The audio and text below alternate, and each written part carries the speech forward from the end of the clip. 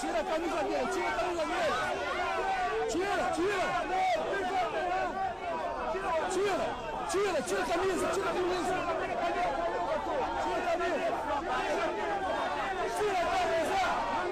E o petista é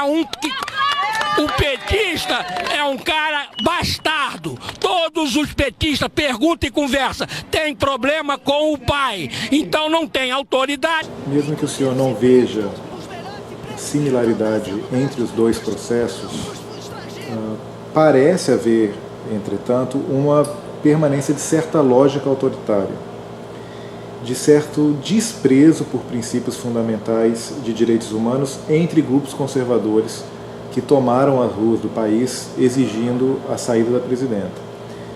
Muitos manifestantes expressaram um desejo pelo retorno da ditadura militar, ostentaram imagens que sugeriam violência física. Alguns parlamentares, inclusive, chegaram a elogiar a prática de tortura do período da ditadura, expressaram anseios por uma intervenção militar no presente.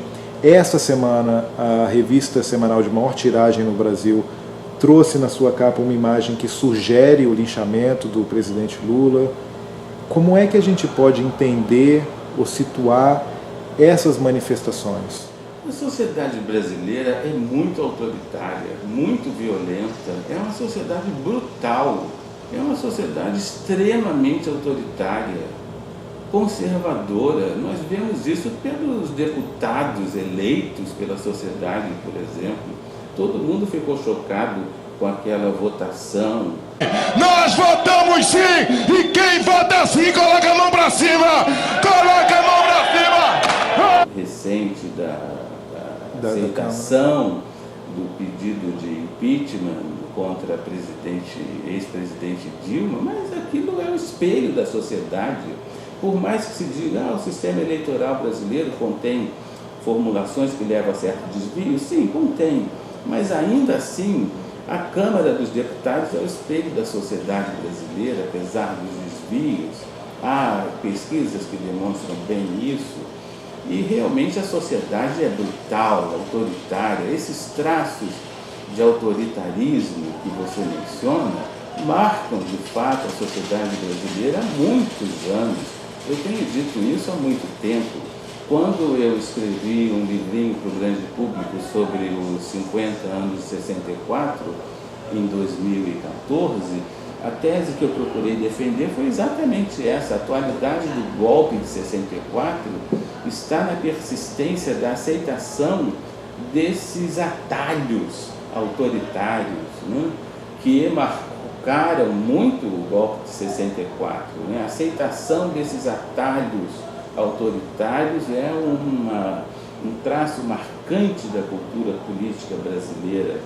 Veja essa recentíssima pesquisa que mostra que 1 em cada 3 pesquisados julga que a culpa pelo estupro é da mulher que se veste com roupas provocantes. Isso é de uma bestialidade, né, muito grande. A violência da polícia, que aparentemente todos condenam, é na verdade apoiada por grande parte da população que diz, sem vergonha de dizer, que bandido bom é bandido morto. Né? Se você fizer agora uma pesquisa sobre a pena de morte, um plebiscito, ele será aprovado. Então, os traços de autoritarismo, violência, preconceito, machismo e racismo são muito fortes na sociedade brasileira, e não reconhecer isso seria tergiversar. Bem, isso por um lado. Por outro lado, o golpe de Estado é a derrubada do presidente, do chefe de Estado, por meio de mecanismos que impliquem forte coerção, coerção ilegal, uso ilegal da força, coerção irresistível. Isso não aconteceu em 2016. Isso aconteceu em 1964. Então, de um ponto de vista conceitual, que é o que me cabe fazer como historiador profissional, eu não posso dizer que houve golpe de Estado em 2016. Mas essa é uma questão acadêmica. Do ponto de vista analítico, se você me perguntar se há autoritarismo, traços de autoritarismo no processo que culminou no afastamento da ex-presidente Dilma, claro que houve. Houve injustiça flagrante no processo de 2016, houve por uma série inumerável de razões. Agora, não foi um golpe de Estado clássico, não foi, realmente não foi. Não foi nem mesmo como a presidente e seu advogado tentaram justificar um golpe de Estado parlamentar. Agora, essa é uma questão conceitual e é uma questão também política, porque, por outro lado, os defensores dessa tese conseguiram até politicamente carimbar, vamos dizer assim, nos seus inimigos a pecha de golpistas. Então, politicamente, foi uma tese vitoriosa.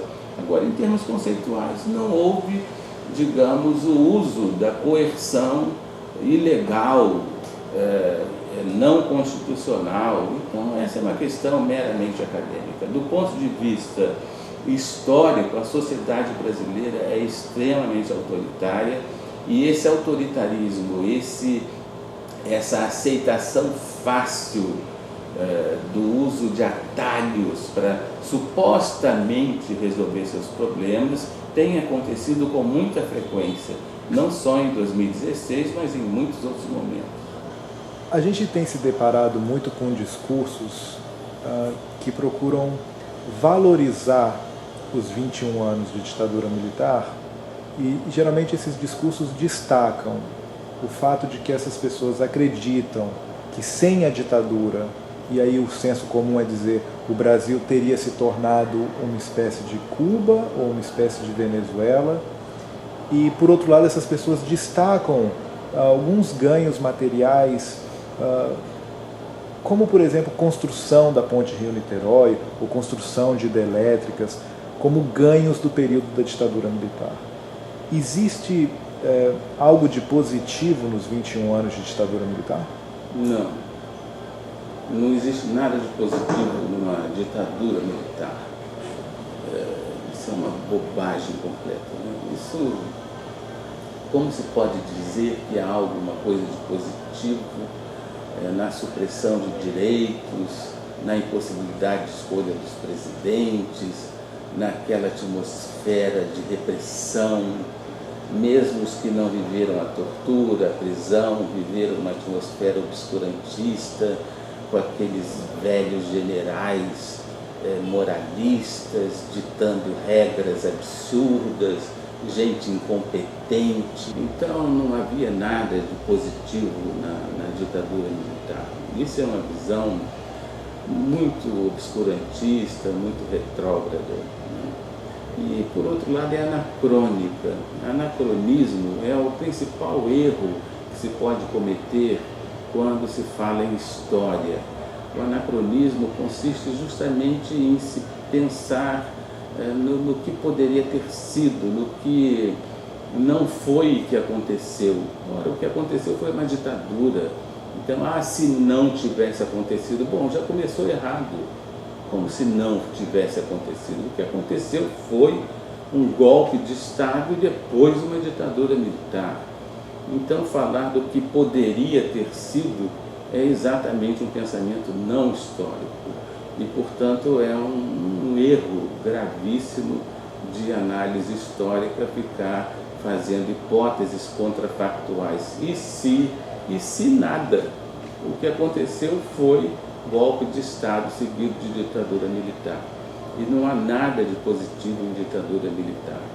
Os ganhos, porque se falar em ganhos materiais, bom, o que poderia ter acontecido, nós não sabemos o que poderia ter acontecido. Poderia ter acontecido muitas outras coisas, melhores ou piores, e portanto são hipóteses que não estão colocadas para análise.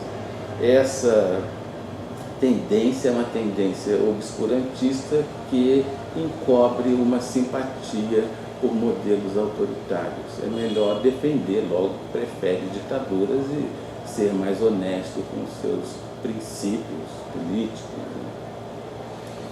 Outra coisa, Fico, países como a Alemanha tornaram ilegal a apologia de violência ocorrida no passado ou a apologia de ideologias que pregam a violência contra outros grupos. No caso brasileiro, não há uma legislação que impeça esse tipo de manifestação. Isso é saudável?